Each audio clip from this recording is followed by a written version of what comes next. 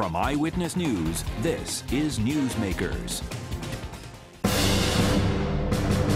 Sean Spicer spent only 6 months as the White House press secretary, but his tenure was memorable, and he was often a lightning rod to controversy. This was the largest audience to ever witness an inauguration, period. Though many remember how he was famously lampooned by Melissa McCarthy on SNL. Mentally, though, are you okay? Kidding me? Are you? Spicer, who grew up in Barrington, is back in the news with the release of his memoir, The Briefing, which came out this week. He admits some mistakes, but also settles some scores. This week on Newsmakers, former White House press secretary Sean Spicer. Welcome to Newsmakers. I'm Tim White. Joining me on the program, Eyewitness News reporter Ted Nesi. Sean Spicer, welcome back to the program. It's good to be back. The first time you were here, you were with the RNC. A few things have happened since then. Yeah. You've been busy. I have. So before we get to the book, you were telling me before we got into the studio, you flew in at 6 a.m. There was a big party for the book in Washington, D.C. at the Trump Hotel down there. Anyone show up that surprised you? The thing that surprised me the most, I think, was the number of people who I didn't know that came and said, hey, I just wanted to come out and support you. I mean, obviously we had a rather robust guest list of friends and supporters, but there were a lot of people who just showed up and said, hey, I wanted to come by and get a copy of the book and shake your hand, and I appreciate everything you did. And obviously, as you guys know from covering, there's a lot of critics out there and non-supporters, and so it's Did they show? No. I mean, I'm sure we got several cities to go. I'm sure I'll bump into a few of them. But it's just nice when someone walks up to you, a complete stranger. Even this morning when I landed at TF Green, one of the pilots walked back and just said, hey, just want to say thank you for everything you did. It's just the random strangers that say hi is always the... You know, it's interesting because there was obviously a lot of attention when Sarah Sanders, the restaurant that asked her family to leave. Do you find being out there and knowing the climate that we're in and the polarizing opinions people have about the president and his administration, do you get hostility out in the world? Is it mostly people just say, oh, I recognize you from TV? What is it like? Right now it runs about 95% positive and 5% negative. I don't think that's my approval rating. I think what it is I think most people who have a problem just keep it to themselves. I mean, that's what most of us do when we don't like an issue or a person or whatever. We just don't run around yelling at someone. So occasionally I get someone that will walk up and just say, I didn't agree with it. But among the 5%, almost that total amount is pleasant and respectful. It's just want to share their displeasure.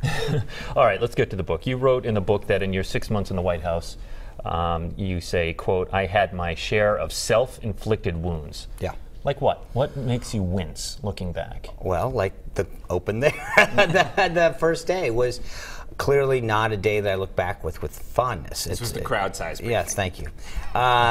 I wish I could have a do-over on that. And we all screw up. I just did it on a rather magnificent How would you have done that over, though? In reading your book, you were getting immense pressure from your boss to address that situation. Yeah. Well, a few things. One, and I think one of the things that I lay out in the book is not just the mindset of that day, but I also lay out the mindset of what had happened going into that day, meaning that there was this attempt, I think, to consistently undermine the validity of the operation that won that race, and then going forward, constantly this nitpicking of what was wrong, what wasn't good enough, why we didn't live up to whatever the particular standard or issue was.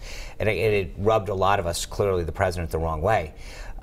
So the mentality going into that was, nothing that we do will ever seem to satisfy the critics, no matter how we overcome whatever odds.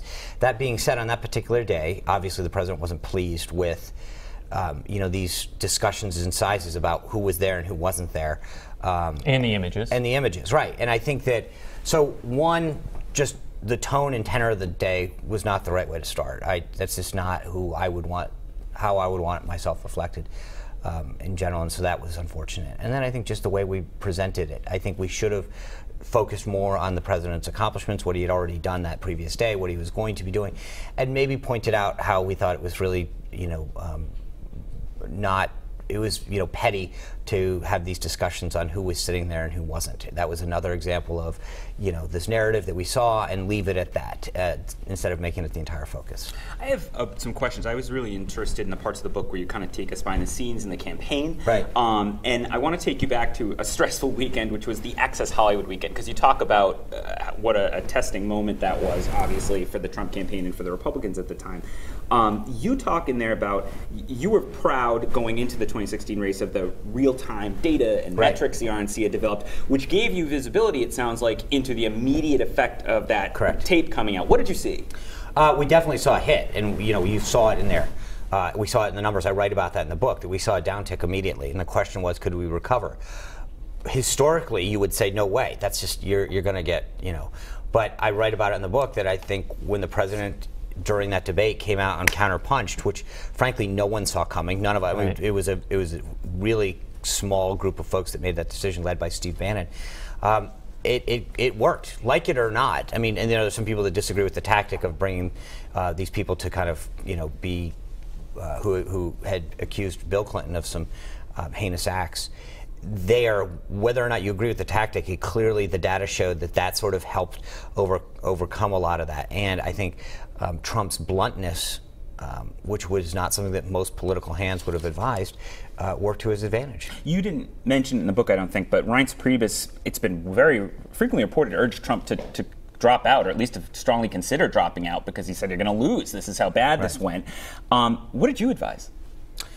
I mean, to be honest with you, that weekend, my role at that time was to coordinate the logistics of the debate, or to help lead that effort, rather, which is kind of what I'd been focused on doing. And so we were focused on maintaining, how many surrogates do we have on television, and because that was a key component, keeping that group and that coalition together heading into that crucial moment.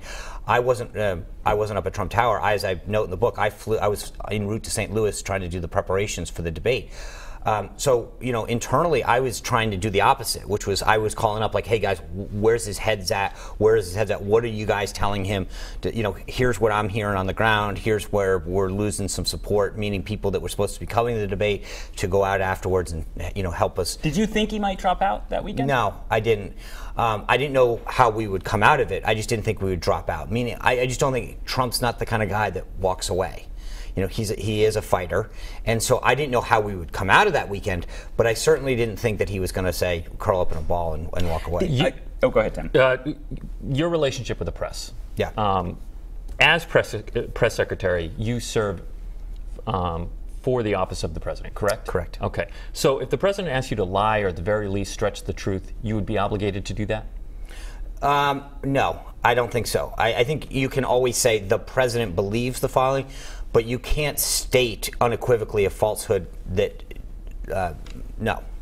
Well, some people feel you did that. I know, I've heard that. The agent of misinformation. Right. Did the president ever ask you to push the truth, to stretch the truth? I mean, look, I answer it this way, which is the president oftentimes would say, I believe the following. This is my view on this issue.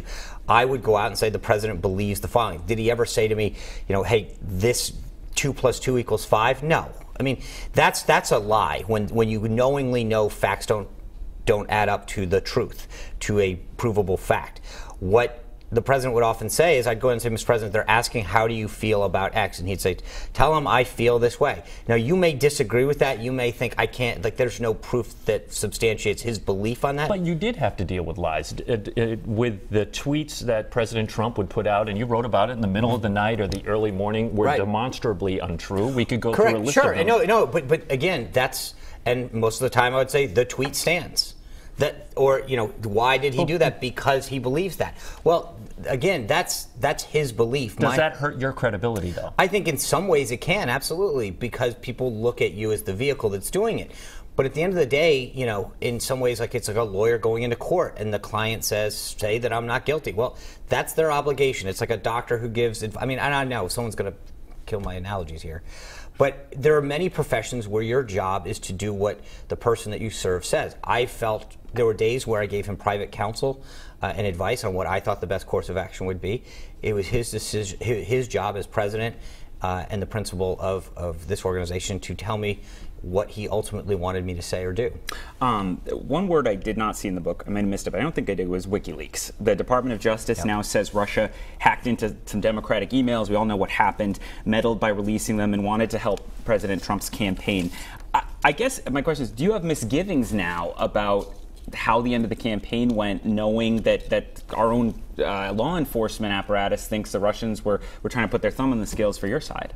Well, if you look at, in the book, I note that on October 27th, the Department of Homeland Security called myself and two other senior aides from the Republican National Committee to come down to a meeting. They had done apparently a briefing similarly for the DNC, I was told, where they told us that, listen, as is always the case, there are actors outside our boundaries, Russia being the primary one, that are trying to meddle in the election. We're aware of it. And they asked us to, after the election, to show a sign of solidarity that we had confidence in the integrity of the voting system, meaning that the way that we vote in this country is by, county by county, state by state, that there's a disparate amount of ways that we vote, meaning you can't attack the system as a whole. And they wanted us to understand that they had been monitoring this. They were working with secretaries of state and election boards throughout the country to maintain the integrity of the election. And they wanted us to publicly pronounce that we had confidence in it well. So, it's interesting how after the fact, and look, if you look at even what has been suggested about, Russian meddling, it's $200,000 worth of Facebook ads. You look at the totality of what was spent in that election, the amount of advertising and activity, I feel very confident in our win. 306 electoral votes in winning states like Michigan, Pennsylvania. Even here in Rhode Island, while we didn't carry the state, there was an uptick of Republican support. There's no question it was there. And I think, I don't think this is what you're implying in your question, but there's this mentality that I think for a lot of us on the right, that's involved in the question you asked, is that no matter what we did to win, no matter what we were telling people, when we walked around, we saying this is how we've improved our ground operation to get a voter-to-voter contact, these are the investments we made in data, that we still will never get the credit for that win. Because there's always this sense, Ted, of someone trying to say, okay, now knowing what you did, do you think you really won? You know what? Yeah, we did. We won. We worked really hard. We had a great operation that no one would take the time to understand during the campaign. Part of the reason I wrote this book is to bring people behind the scenes and understand that. But we won that race. 306 electoral votes. And if your emails had been released to help Hillary Clinton, do you think you'd feel the same way?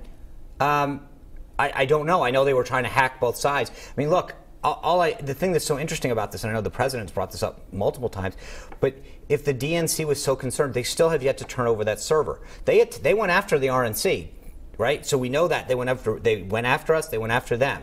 They didn't get through they did not penetrate our server. They did for theirs.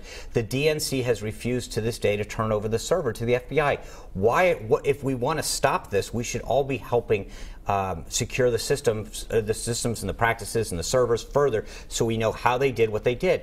But we ran a really great operation in a race, and we won. Sean, we have to go to a break in less than a minute here, but a quick nuts and bolts question. Have you been contacted by federal investigators, including but not limited to the Mueller team?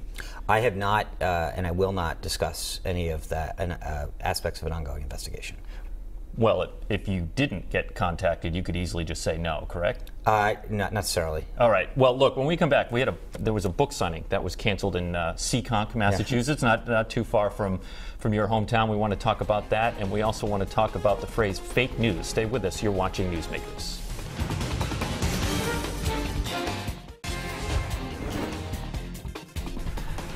Welcome back to Newsmakers. I'm Tim White. To my left, Eyewitness News reporter Ted Nesi. Our guest this week is former White House Press Secretary Sean Spicer. He has a new book out called The Briefing, and again, congratulations on the book. So you had a book signing right down the street from the didn't have a book signing. Studios. In Seekonk, Massachusetts. Right. It was canceled. We were told it was because of the political climate, I guess. Right. What were you told? What's your reaction? I was told, we have 4 stops while I'm here, Barrington, Cranston, Middletown.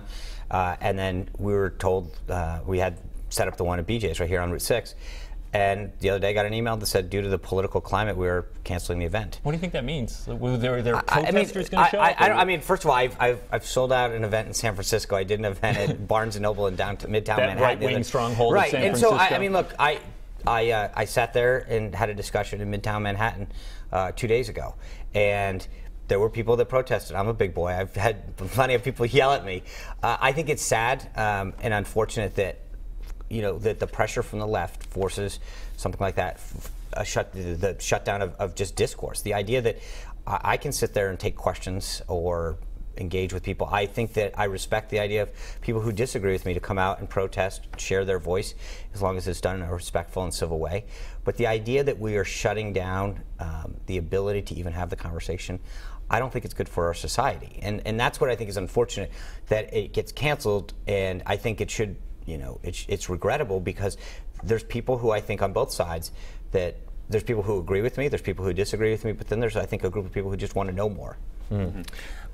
You are critical of the national media at times in your book, I would say. That's fair. And at times you disagreed with their decisions or stories, et cetera.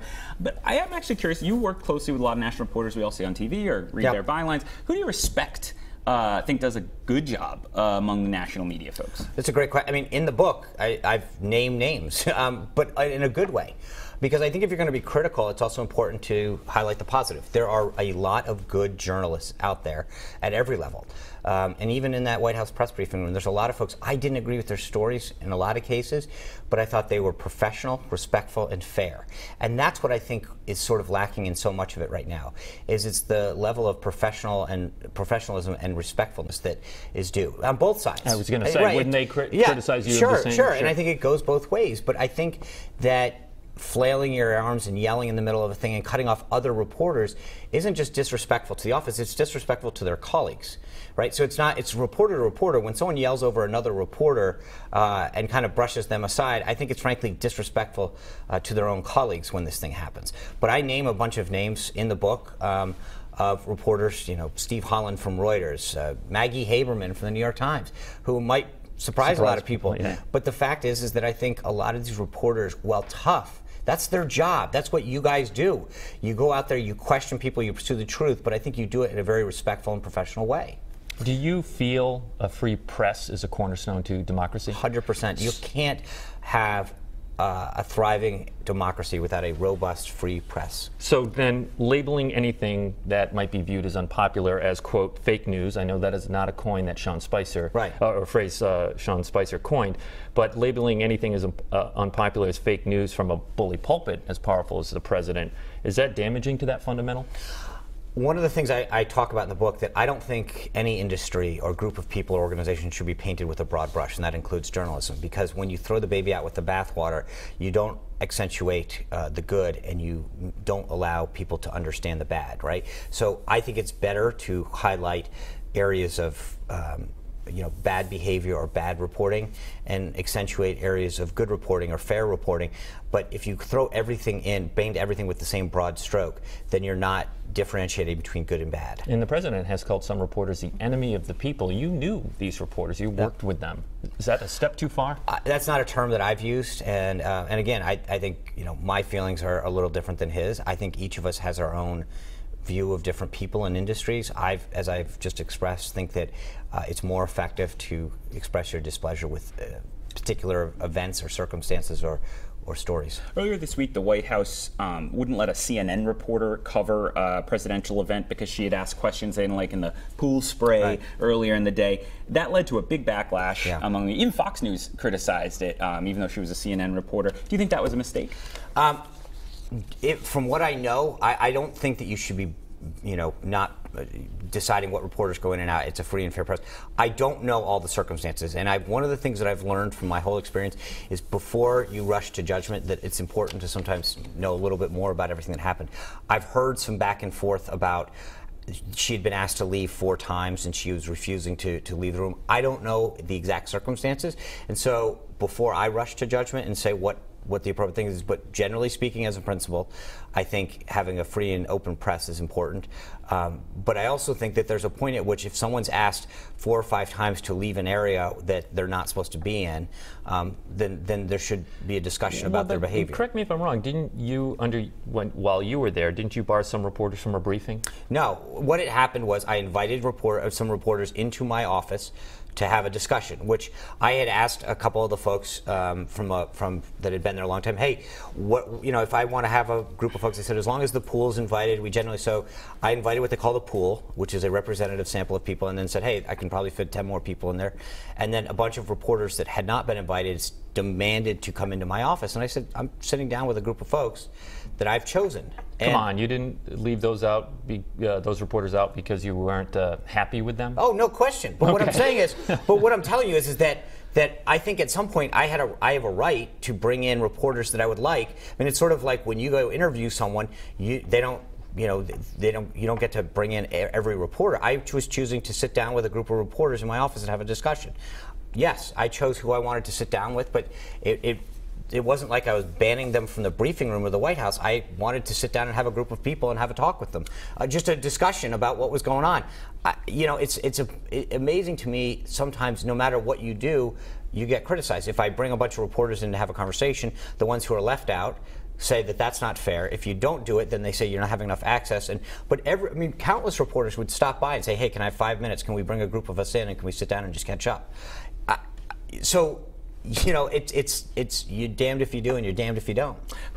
There's talk Sarah Sanders is starting to think about her next move and when she'll move on from the job she inherited from you. Who do you think would be a good successor? There's a lot of people that would be good. Tony Sayegh, who's the Treasury Secretary, would be fantastic. There's a bunch of people, but it's really, as you can imagine, it's really not up to me. I think the person who's chosen needs to have a really good rapport with the president, especially this president, because of how he is, how he deals with the media. He needs someone that he has a really, really strong relationship with. There was a quote in your book that stuck out to me. Look, President Trump makes no, we're all aware that how his marriages have gone. There's the talk about Stormy Daniels right now. Some of his comments on Twitter aren't always the most charitable. You write, though, at one point, quote, Donald Trump may not quote scripture like an evangelical, but I know he is a man of Christian instincts and feeling. Even some supporters might wonder if that's the guy they know because they like him because he's tough and stuff. Can you expand on that? What do you mean when you say Donald Trump as a man of Christian instincts and feeling? That, to your point, there's a lot of people who see one side of him. I've seen him very up close and personal at times where I've had issues that I was dealing with on a personal level. I've seen him do it with complete strangers who were in a time of grief, and him be unbelievably empathetic and caring. I've seen him be very, ask people to join him in prayer, in private, and so it's a side of him that I've seen. And I think the part of the reason I included that is because I don't think many people do or ever will see that, and I wanted them to know at least a little bit of what I've seen. Is the President Trump we see to some extent then an act, in your view? I don't think, no, he's not an act. I just think that there's a lot of aspects to all of us. And part of the reason I wanted to write this book is because I think, for most Americans, they saw a guy stand at a podium for 30 or 40 minutes every, couple days, and they go, okay, I don't like him because of that. Well, I hope and would think that there's a little bit more to me than an exchange I might have, a contentious exchange in a briefing room. So I think there's more to everybody than you see, and especially when you're in that high of a public profile, you're not going to see the totality of a person. When's the last time you spoke with the president? 10 days ago. What did he say? He was just like, hey, I heard the book's going great. And I kept him up to date on how things were going, and we just, caught up on... Did he call you? I was in person. Oh, you saw him in person. Yeah. So you open your book at the end, yes. right? Yeah. Your decision to resign as press secretary, and you were eager to make sure the official record was resignation, not a termination, because someone could twist it. Speaking of that, on a scale of 1 to 10, how much do you dislike Anthony Scaramucci? I don't really. It's not. I don't. That's how it came across. I know, but I actually write in the book. I don't really know. I met him on the campaign. We've crossed paths a bunch of times. We're not close personal friends. I don't blame him for he came in. I just didn't think he was qualified for the job. He's probably not someone I'm going to have a ton of exchange Christmas cards with. But I don't have a lot of personal animus for a lot of. Even some of these reporters that people bring up. I don't hate people. That's not really a Christian value that I ascribe. I know you did. I'm not trying. I'm just saying. I don't think that's the way I go through life. Is hating people or disliking them. I may not want to associate myself with them a ton, or go out to dinner with them. But he's not someone that like I said, would go hang out with. But have you ever met Melissa McCarthy in person? So the interesting answer to that question is, I always said no. And then someone reminded me that there was this Time 100 dinner a couple years ago in New York, and they said, "Don't you remember she was there?" And you guys shook hands. So it was pre-impersonation. 100%. Okay. Not since. Perhaps she was studying you in that moment. I don't think so. Where you were headed and what she was going to need to do. So we have less than a minute left. What are you doing now? What are your plans? Rumors of a talk show. Yeah, there's that's obviously a possibility. I've got a podcast right now called Everything's Going to Be All Right. I hit the speaking circuit a lot. We've got a small consultancy firm that advises CEOs and associations on how to create effective strategies. And then having a lot of fun. You went from a behind-the-scenes operative, right. We knew your names as Rhode Island political folks, but to someone with probably very, very, very high name recognition. I don't know if you've been polled personally. Do you ever think about running for office? Absolutely not. Definitely not. You never do it. 100%. Haven't seen it up close? Huh? Oh yeah, that's it. I'll continue to serve the country in various ways if I can, but I'm not ever running for office. All right. The book is called The Briefing. The author is Sean Spicer, former White House press secretary. Sean, thanks very much for coming on the program. Again, we really appreciate it. If you missed any of it, it is online, WPRI.com. For Ted Nesi, I'm Tim White. We will see you next week on Newsmakers.